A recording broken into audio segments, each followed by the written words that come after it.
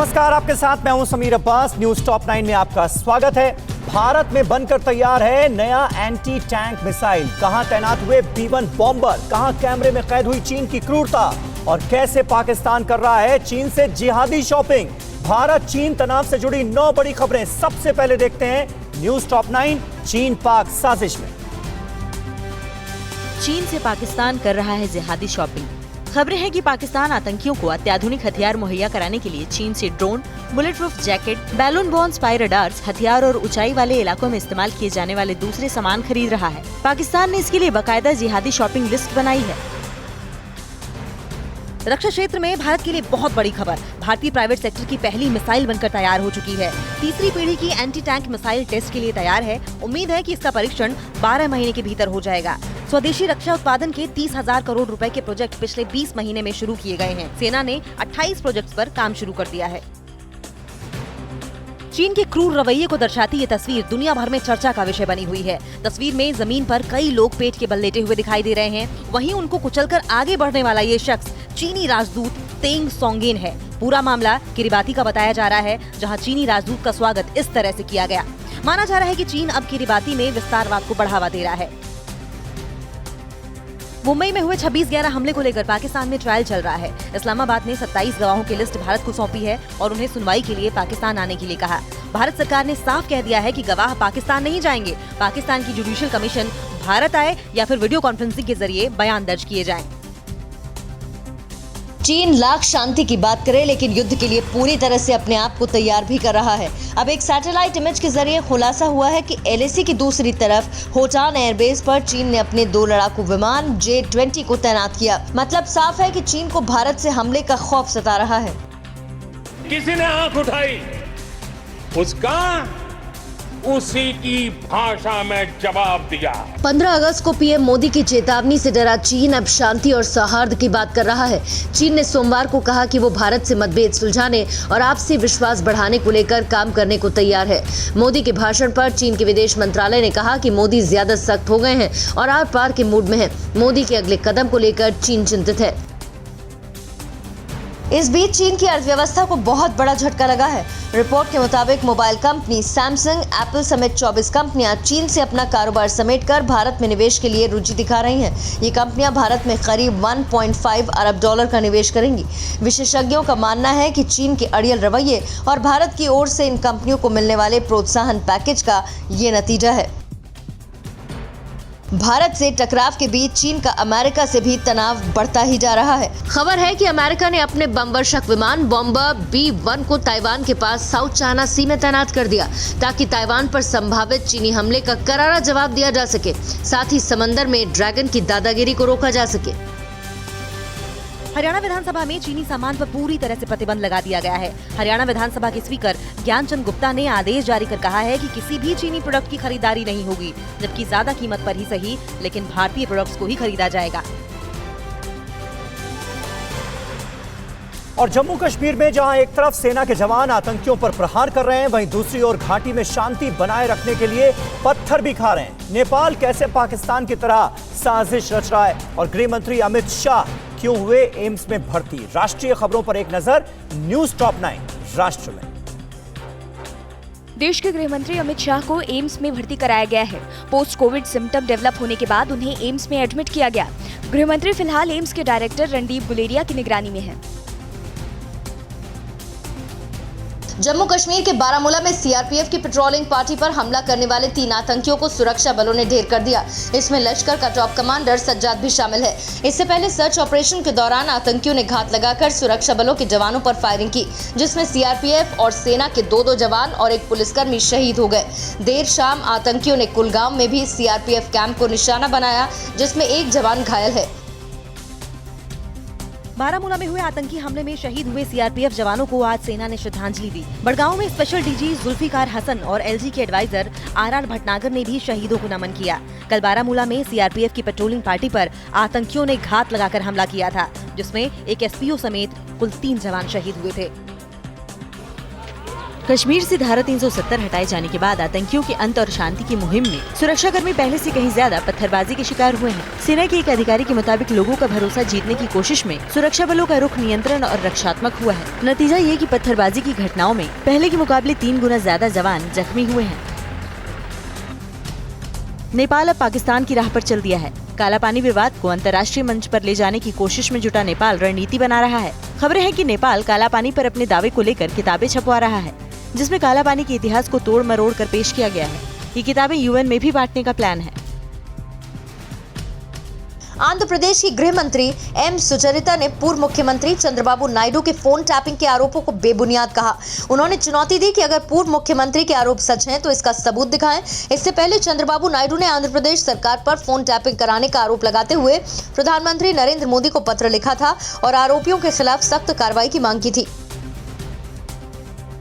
भारत में फेसबुक की वरिष्ठ कार्यकारी अधिकारी आंखी दास ने दिल्ली पुलिस के पास एक शिकायत दर्ज करवाई है, जिसमें उन्होंने जान से मारने की धमकी मिलने का आरोप लगाया। अमेरिकी अखबार वॉल स्ट्रीट जर्नल में प्रकाशित एक रिपोर्ट में फेसबुक पर बीजेपी की मदद का आरोप लगाया गया था। इसके बाद कांग्रेस और अन्य कई विपक्षी दलों ने इस मामले की जेपीसी से जाँच की मांग की है। तुर्की यात्रा के बाद फिल्म अभिनेता आमिर खान सोशल मीडिया पर घिर गए हैं। आमिर खान अपनी फिल्म लाल सिंह चड्ढा की शूटिंग के दौरान तुर्की की प्रथम महिला एमीने एर्दोगन से मिले थे।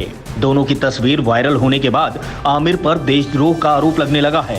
तुर्की उन गिने चुने देशों में से है जिसने अनुच्छेद 370 के मुद्दे पर भारत विरोधी रुख अपनाते हुए पाकिस्तान का साथ दिया था।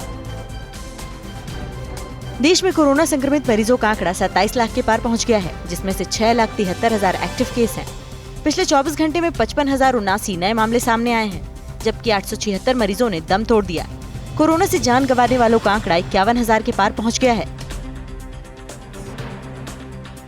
और सुशांत राजपूत की बहन कीर्ति ने क्यों की काल भैरव की पूजा, स्पिरिचुअल हीलर ने रिया चक्रवर्ती से जुड़े कौन से खुलासे किए। दिल्ली में घटे महिलाओं के खिलाफ आपराधिक मामले, मुंबई और दिल्ली की 9 सबसे बड़ी खबरों पर एक नजर।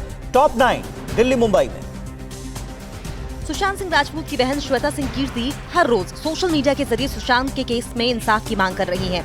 इसी कड़ी में उन्होंने एक और वीडियो सुशांत के फैंस को शेयर किया है। वीडियो में श्वेता काल भैरव की आरती करते देखी जा रही हैं। श्वेता ने बताया कि उन्होंने भगवान से सच्चाई का मार्ग दिखाने की दुआ की है। बॉलीवुड अभिनेता सुशांत सिंह राजपूत के मौत मामले में हर रोज नई गुत्थी सामने आ रही है। स्पिरिचुअल हीलर मोहन जोशी ने एक बयान जारी करके कहा, रिया और सुशांत में किसी ने मेरे बारे में नेट पर इंफॉर्मेशन निकाली और फिर रिया ने संपर्क करके सुशांत सिंह राजपूत का इलाज करने के लिए कहा था। मोहन जोशी के मुताबिक रिया ने उन्हें बताया था कि सुशांत डिप्रेशन में है। महाराष्ट्र के पालघर में एक केमिकल फैक्ट्री में हुए जोरदार विस्फोट में 2 लोगों की मौत हो गई, जबकि 4 लोग गंभीर रूप से जख्मी हैं। ये विस्फोट बाईसर के तारापुर औद्योगिक क्षेत्र की नंडोलिया ऑर्गेनिक केमिकल फैक्ट्री में हुआ। विस्फोट इतना जोरदार था कि 10 किलोमीटर दूर तक इसकी आवाज सुनाई दी।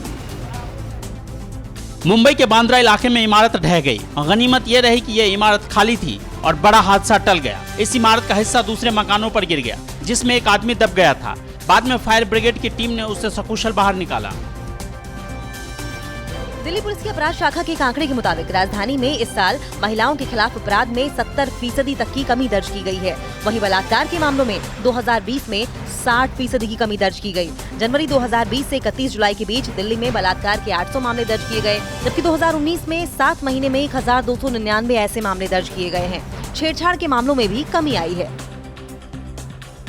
दिल्ली समेत एनसीआर के कई क्षेत्रों में सोमवार को हुई बारिश के बाद पारा 35.7 डिग्री सेल्सियस दर्ज किया गया। इस बीच भारी बारिश का अनुमान जताते हुए आईएमडी ने दिल्ली में अगले 3 दिनों के लिए ऑरेंज अलर्ट जारी किया है।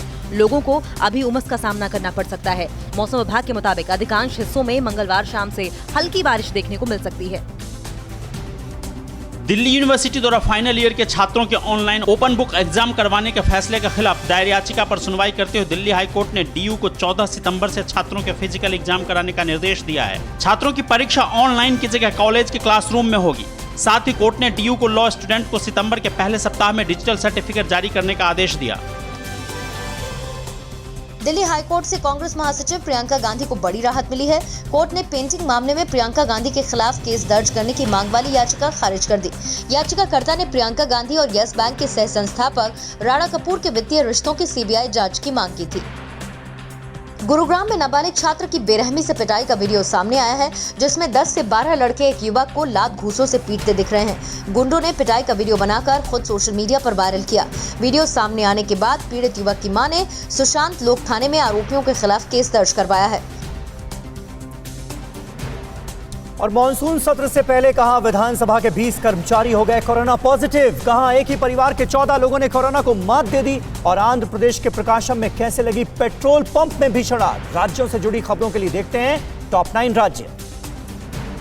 कोरोना से जूझ रहे कर्नाटक से सामने आई खबर ने स्वास्थ्य विभाग के दावों की पोल खोलकर रख दी है। किम्स में ऑक्सीजन सिलेंडर के कारण करीब 50 कोरोना मरीजों को अलग अलग अस्पतालों में शिफ्ट करना पड़ा। किम्स ने 40 मरीजों को विक्टोरिया जबकि 10 को बोरिंग और लेडी कर्जन अस्पताल में भेजा। किम्स प्रशासन ने इस लापरवाही के लिए ऑक्सीजन सप्लायर को दोषी माना है। राजस्थान के करौली से सामने आई एक वारदात ने सबको सन्न कर दिया। नादौती के कुंजेला गांव के एक घर से पति पत्नी और 2 बच्चों के शव मिलने से हड़कंप मच गया। 32 साल के महेंद्र का शव पंखे से लटका हुआ मिला, जबकि उसकी पत्नी और बच्चों का शव एक कमरे से बरामद किया गया। मामले की जांच में जुटी पुलिस पारिवारिक विवाद को खुदकुशी का कारण मान रही है। विधानसभा का मानसून सत्र 20 अगस्त से शुरू हो रहा है और सत्र से पहले विधानसभा के 20 कर्मचारियों के कोरोना संक्रमित होने से हड़कंप मच गया। इससे पहले कोरोना से राज्य के 2 मंत्रियों की जान भी जा चुकी है। इतनी बड़ी संख्या में सदन के कर्मचारियों के कोरोना पॉजिटिव होने से सरकार ने कड़े सुरक्षा इंतजाम किए हैं। कोरोना पॉजिटिव सभी कर्मचारियों को होम क्वारंटीन में भेज दिया गया है। मेरठ के किठौर में हॉरर किलिंग का एक मामला सामने आया, जिसमें युवती को उसके भाई और जीजा ने जान से मारने की कोशिश की। धारदार हथियार से युवती को शत विक्षत कर दिया। युवती को मरा समझकर गंगनगर में फेंकने की कोशिश की, लेकिन चीख पुकार मच गई, जिससे आरोपी फरार हो गए। घटना महमूदपुर गढ़ी के जंगल की है। एमपी के दमोह में जमीन विवाद को लेकर 2 पक्षों में जमकर लाठी डंडे चले। इस घटना में कई लोग जख्मी हो गए, एक की हालत गंभीर है। घटना बटियागढ़ थाना क्षेत्र के सीगोन गांव की है। लोग लाठियां ऐसे चला रहे थे मानो कोई प्रतियोगिता हो। आंध्र प्रदेश के विजयवाड़ा में कार के अंदर पेट्रोल छिड़ककर 3 लोगों को जिंदा जलाने की कोशिश की गई। मामला जमीन विवाद से जुड़ा हुआ है। बताया जा रहा है कि वेणुगोपाल ने कृष्णा रेड्डी को बातचीत के लिए नोवाटेल होटल बुलाया था। इसी दौरान उसने कार सवार कृष्णा रेड्डी पर पेट्रोल छिड़क कर आग लगा दी और कार का दरवाजा बंद करके फरार हो गया। इस हादसे में कृष्णा रेड्डी पूरी तरह झुलस गया, जबकि उसके 2 साथी भी जख्मी हुए हैं। आंध्र प्रदेश के प्रकाशम जिले में ट्रक का टायर फटने से पेट्रोल पंप में भीषण आग लग गई और देखते ही देखते पूरा पेट्रोल पंप धूं-धूं कर जलने लगा। डीजल भराते समय ट्रक का टायर फट गया, जिससे ट्रक में आग लग गई। इसके बाद आग की लपटें इतनी तेजी से फैली कि पूरा पेट्रोल पंप भी आग की चपेट में आ गया। पश्चिम बंगाल के वीरभूमि में विश्व भारती यूनिवर्सिटी की दीवार तोड़े जाने के विरोध में छात्रों ने कुलपति के आवास के सामने हंगामा किया। ये लोग आरोपियों के खिलाफ कार्रवाई की मांग कर रहे हैं। कल सुबह स्थानीय लोगों ने विश्वविद्यालय के मैदान की दीवार बनाए जाने के विरोध में तोड़फोड़ की थी और निर्माण स्थल से ईंट और सीमेंट उठाकर फेंक दिया था। और अब कुदरत के कहर की खबरें। तेलंगाना में कृष्णा नदी में नाव पलटने से बड़ा हादसा हुआ। प्रकाशम बैराज के गेट खुलने से कहां आई बाढ़। नेपाल के पानी ने यूपी में फिर कहां तबाही मचाई। और कुछ घंटे की बारिश से एमपी का कौन सा शहर हो गया पानी पानी। बाढ़ बारिश से जुड़ी सभी अहम खबरें देखते हैं अब टॉप 9। तेलंगाना के नारायणपेट में कृष्णा नदी में 13 लोगों को ले जा रही नाव तेज बहाव में फंसने से पलट गई। दूसरे छोर पर मौजूद स्थानीय लोगों ने दूसरी नाव के जरिए 9 लोगों को सुरक्षित बाहर निकाला, जबकि 4 लोग अब भी लापता हैं। एनडीआरएफ की टीमें नदी में लापता लोगों की तलाश में जुटी हुई हैं, लेकिन अभी तक कोई सुराग नहीं मिल पाया है। आंध्र प्रदेश में पिछले कई दिन से हो रही मूसलाधार बारिश से विजयवाड़ा में कृष्णा नदी पर बने प्रकाशम बैराज के 70 गेट खोले गए। ऊपरी इलाकों में लगातार हो रही बारिश से बैराज में क्षमता से ज्यादा जलजमाव हो गया था। 6 लाख क्यूसेक पानी निचले इलाकों में छोड़ा गया। वहीं तेलंगाना में गोदावरी का जलस्तर खतरे के निशान को पार कर चुका है। यूपी के बहराइच में घाघरा का जलस्तर बढ़ने से निचले इलाकों के करीब 80 गांव जलमग्न हो गए। हजारों एकड़ में लगी धान की फसल भी बाढ़ के पानी में डूब गई है। करीब 1.5 लाख लोग बाढ़ से प्रभावित हुए हैं। यूपी के 15 जिलों के करीब 788 गांव बाढ़ से प्रभावित हैं, जिनमें 454 गांव बाढ़ के पानी में डूबे हुए हैं। असम के लखीमपुर में सिंगारा नदी का जलस्तर अचानक बढ़ने से कई रिहायशी इलाके जलमग्न हो गए। पानी का बहाव इतना तेज था कि लोग जब तक संभल पाते तब तक चारों तरफ से पानी में घिर गए। लखीमपुर, धेमाजी और बक्सा के करीब 12,000 लोग बाढ़ से प्रभावित हैं। राज्य में अब तक बाढ़ और बारिश से 138 लोगों की मौत हो चुकी है। एमपी के जबलपुर में महज कुछ घंटे की बारिश से पूरा शहर पानी पानी हो गया। निचले इलाकों की कॉलोनियों में कई फीट तक पानी भर गया। बाढ़ में फंसे लोगों को होमगार्ड और एसडीआरएफ के जवानों ने बोट के जरिए सुरक्षित स्थानों पर पहुंचाया। पानी के तेज बहाव में कई कारें बह गई और कई घरों को नुकसान पहुंचा। एमपी के कटनी में नदी का जलस्तर अचानक बढ़ने से रेत का अवैध खनन कर 3 लोग बह गए। जाजागढ़ इलाके में 3 लोग रेत निकालकर ट्रैक्टर में भर रहे थे, लेकिन अचानक नदी का पानी बढ़ गया जिससे तीनों बह गए। 3 ट्रैक्टर और एक हाईवा भी नदी के तेज बहाव में बह गया। स्थानीय लोगों ने बताया कि बरसात में बालू खनन पर रोक लगी है, लेकिन अवैध खनन लगातार हो रहा है। कर्नाटक के कई जिलों में तेज बारिश होने से जनजीवन अस्त व्यस्त हो गया। उडुपी, बेलगावी, धारवाड़, कलबुर्गी में बारिश से बाढ़ जैसे हालात बने हैं। शिवमोगा में तुंगा नदी का पानी खतरे के निशान को पार कर चुका है, जिससे कई इलाके डूब गए हैं। डिप्टी सीएम गोविंद करजोल ने बादामी में बाढ़ प्रभावित इलाकों का दौरा कर हालात का जायजा लिया। ओडिशा के मालकानगिरी और ढेंकनाल में बारिश से जनजीवन अस्त व्यस्त है। जहां तक नजर जा रही है पानी ही पानी नजर आ रहा है। स्कूल, घर, सड़क सब बाढ़ के पानी में डूबे हैं। मुख्य सचिव ने 10 जिलों के कलेक्टर के साथ वीडियो कॉन्फ्रेंसिंग के जरिए बैठक कर हालात का जायजा लिया और राहत कार्य तेज करने का निर्देश दिया। चीन के सिचुआन प्रांत में हो रही मूसलाधार बारिश से कई इलाकों में बाढ़ आ चुकी है। तेज बारिश को देखते हुए सरकार ने ऑरेंज अलर्ट जारी कर दिया है। सड़कों पर पानी भर जाने से आवागमन पूरी तरह से ठप है। बाढ़ प्रभावित इलाकों से कई लोगों को रेस्क्यू कर सुरक्षित स्थानों पर पहुंचाया गया। चीन में बाढ़ से अब तक 200 लोगों की मौत हो चुकी है। न्यूज़ टॉप 9 रोज सुबह 7 बजे और शाम 7 बजे सिर्फ TV9 भारतवर्ष पर।